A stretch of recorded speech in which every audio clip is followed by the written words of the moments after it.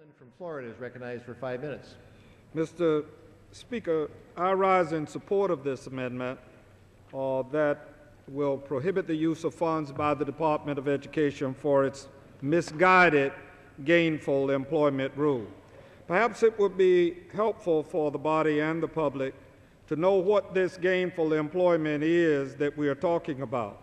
Under the Higher Education Act, proprietary colleges and universities and career training programs are required to offer programs that lead to gainful employment in a legally recognized occupation in order to participate in the federal student aid programs. The term gainful employment has been in the statute for over 40 years, and during the most recent reauthorization of the Higher Education Act, there was absolutely no debate or discussion on a need to further define the term.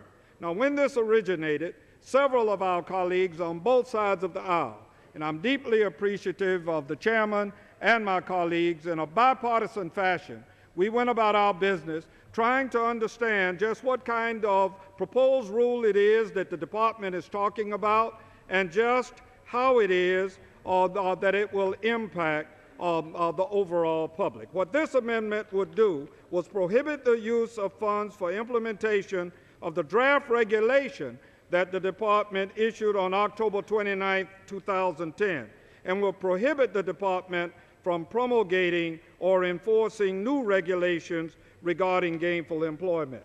Now, let me put a face on these schools, as my colleagues that are opposed have done. Perhaps some of them have never eaten at a restaurant that the person that prepared the food went to a proprietary institution. I have. Perhaps none of them have had physical therapy where the persons administering it graduated from proprietary schools. I have. And most importantly, I want this body to understand that the 8 people that had the last hands-on experiences with my mother for 2 years, that all were nurses in 2 different hospitals and at home, graduated from proprietary schools. Now, we all agree that both taxpayer funds and students' best interests should be protected in higher education, but I can tell you this, rushing into a blanket approach that will limit student access to higher education and fail to adequately address problem institutions is not the way to go. You know what we did here in this institution? What we did here for the people that work with us, young people that graduate from Ivy League schools, historically black schools all over this place, we created a program that will allow them to help pay off their student loans. Some of us hire people at what I would not call gainful employment that may have graduated from institutions that I attended or that the president attended. Now, I don't understand why the department refuses to recognize job placement, professional certification passing rates, employer verification, or anything else related in determining an institution's effectiveness. It is unreasonable if it's unreasonable amounts of student debt that they are trying to address, well, I agree that that is a concern.